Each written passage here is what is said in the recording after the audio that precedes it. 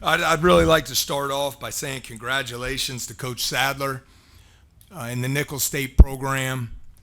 Just a terrific job. Completely outcoached me for 40 minutes. Had his team ready to go to compete at a high level. They played every possession as if it was going to determine the outcome of the game, as it should be, and they deserved to win.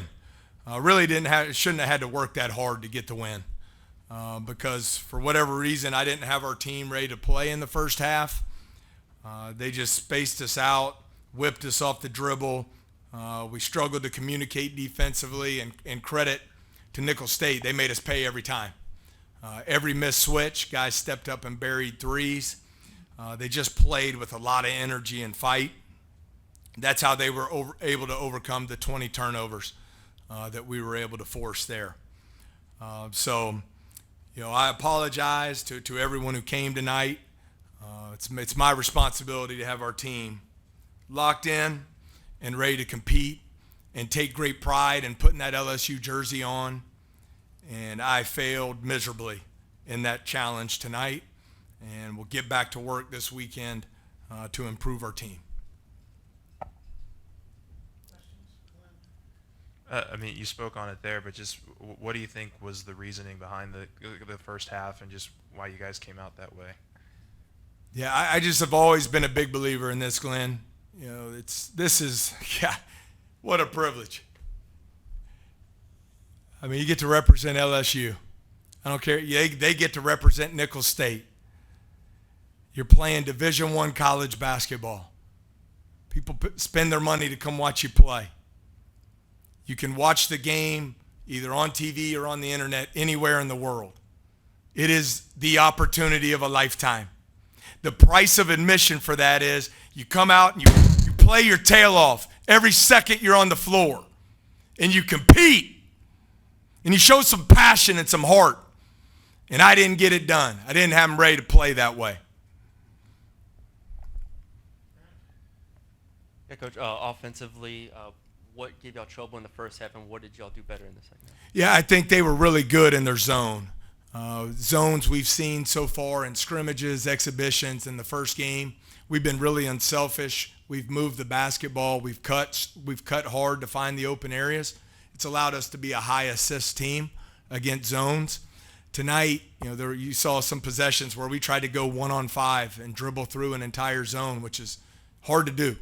And I thought they were really active in it, and we were not able to create high-quality shots. The ones we did get, unfortunately it happens from time to time, but we just couldn't make an open shot. I think we started maybe 1 for 13 from 3, and we just weren't able to get much done there against the zone. And that's my responsibility to have our guys in the right spots and to attack it the right way, to move the basketball and create high percentage shots that we can make. And I thought even, unfortunately, when we made our run and got the lead, there were some possessions where we got stops, and we didn't turn that into a high-quality shot. We turned it over, and that really hurt us there.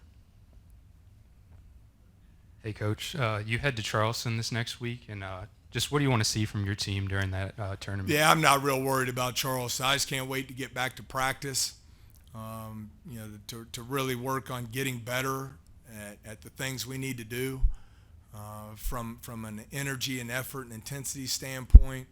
We really need to have some separation in practice as to who needs to command the majority of the minutes. That happens through consistency of play. And, when you look at that field, the field's loaded. Dayton's a top 25 program. Our guys don't know it, but it'll be a road game. They'll take 3,000 people to the tournament. So, we got to focus on getting better these next 5 days and getting down to Charleston and finding a way to play the game at a higher level. Coach, after a win like last week, what your team can do.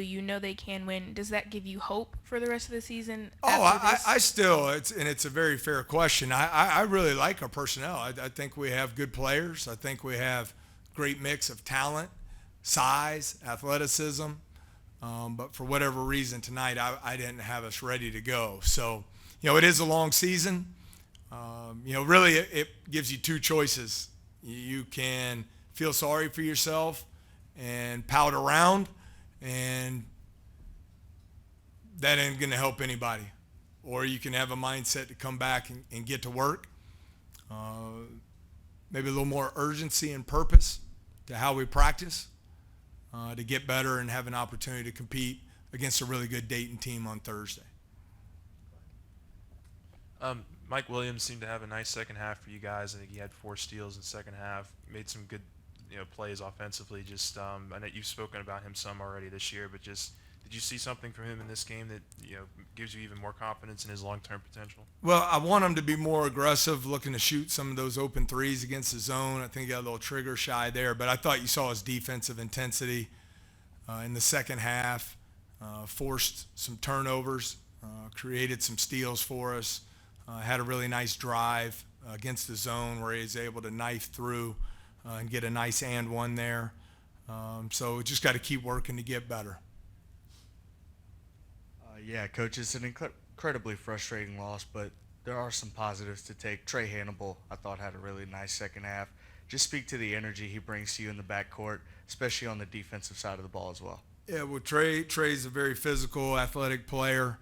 I thought he had a couple drives. I wish we could have gotten a better look there late in the game, but he's a guy we depend on to rebound because he chases the ball and takes advantage of his athleticism. I think he can be a really good defender for us.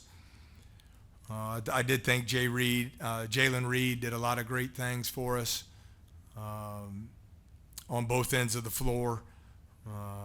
It's just hard to find the positives when we didn't respond in the first half and take advantage of the opportunity tonight.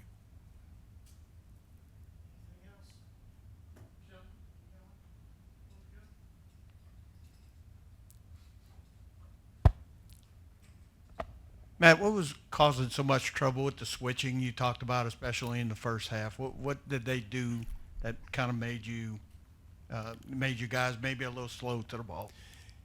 Yeah, with those switches, I think communication becomes so key.